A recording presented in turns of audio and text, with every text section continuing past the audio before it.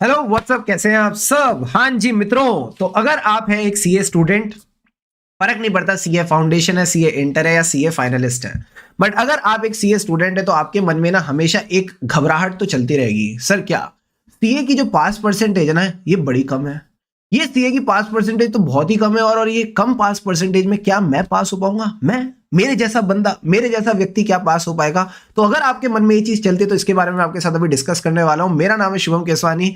I secured an all India rank 8 at CA final level, all India rank 29 at CA inter level. ठीक है, और मैं आपको एक बात, अहम बात और बताता हूं, my father is also practising chartered accountant. ठीक है, एंड उनको अपने सीए इंटर और फाइनल में दोनों बार बहुत अटेम्प्ट भी लगे। तो आप ऐसा भी मान सकते हो कि कहीं ना कहीं मेरे पास एक गाइडेंस थी। दूसरी तरफ ये भी मान सकते हो कि जो लाइनेज है उसमें भी अटेम्प्ट लगे हुए हैं। तो कैसे मैंने उनसे क्या चीजें सीखी जिनको मैंने समझ के सीख कर अपने अटेम्प्ट्स को वेस्ट नहीं होने दिया, और क्या ऐसी मेरी प्रैक्टिसेस थी जिससे रैंक आ गई, वो मैं आपके साथ इस वीडियो में डिस्कस करूंगा। वीडियो में अगर आप ज्वाइन हो चुके हो तो प्लीज अपनी अटेंडेंस जरूर लगा देना वीडियो को लाइक करके, ताकि ये और भी सीए स्टूडेंट्स तक पहुंच सके। प्लस वीडियो को कंप्लीट देखना ताकि आपको एकदम बढ़िया वाला पर्सपेक्टिव मिल सके।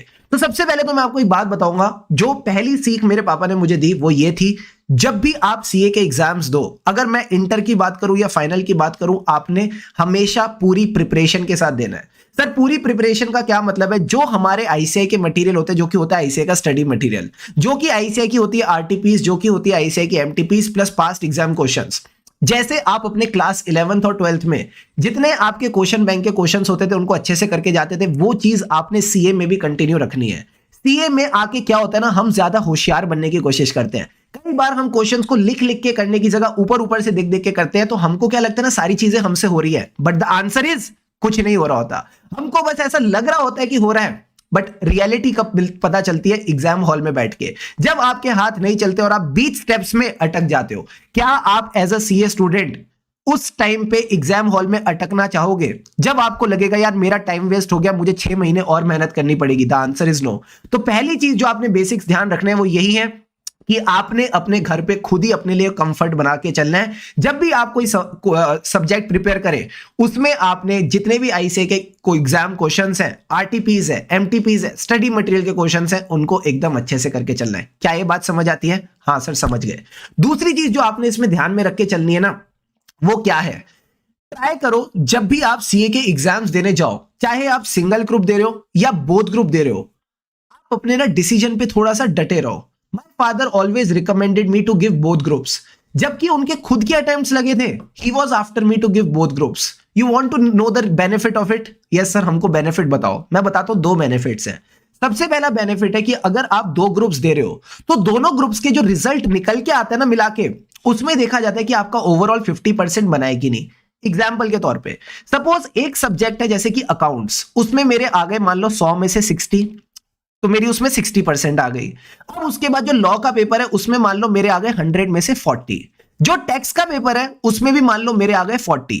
तो ओवरऑल कितना बना?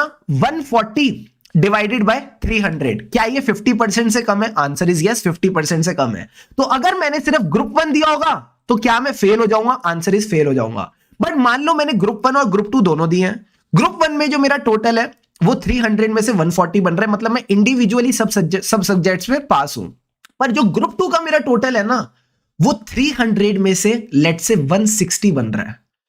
इसका 160, इसका 160 और इसका 140, जैसे ही मैंने दोनों को ऐड किया, क्या मेरे 600 में से 300 बन गए? हाँ, ओवरऑल 50% बन गया। इसको कहते हैं सेट ऑफ।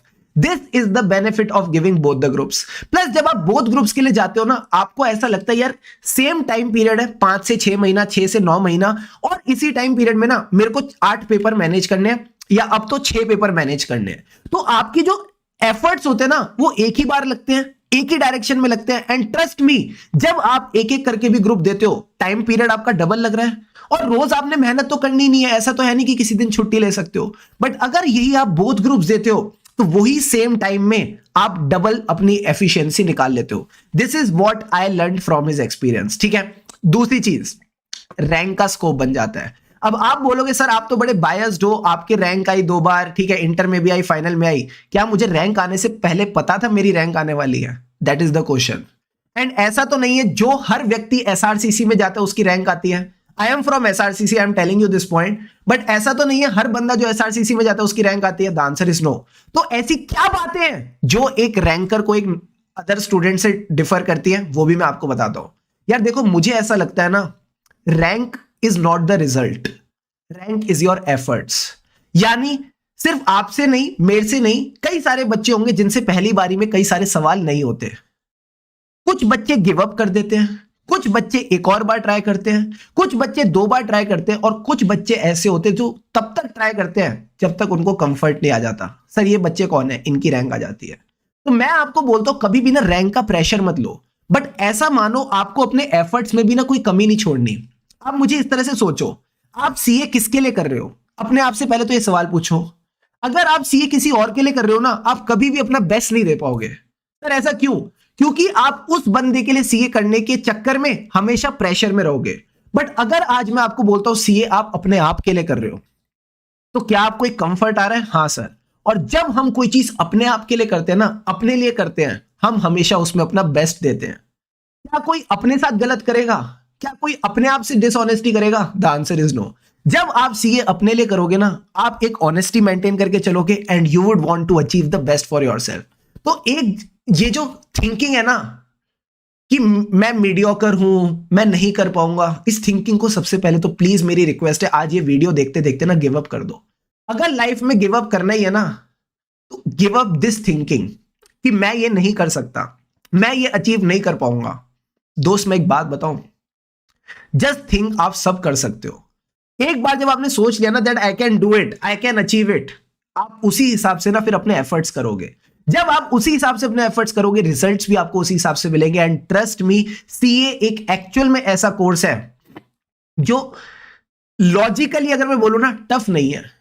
टफ पता है क्या है? वो 6 महीने, वो 8 महीने, वो 9 महीने कंसिस्टेंसी के साथ, डिसिप्लिन के साथ काम करना। आप खुद अपने आप से ये सवाल पूछो, क्या लगता है ये डिसिप्लिन आसान है? The answer is no, discipline tough है। कोर्स का कंटेंट टफ नहीं है, डिसिप्लिन टफ है। तो एक पॉइंट आपको मुझे लगता है जो चीज ध्यान रखनी चाहिए और जो मुझे लगता है मेरे फेवर में वर्क कर गई, वॉज डिसिप्लिन। आपको अपना एक रूटीन बनाना पड़ेगा दोस्त। एक डेफिनेट टाइम रहेगा जब आप सो रहे हो, एक डेफिनेट टाइम रहेगा जब आप उठ रहे हो। ऐसा नहीं है रात को ऐसे जल्दी सोना है, एकदम जल्दी उठना नहीं।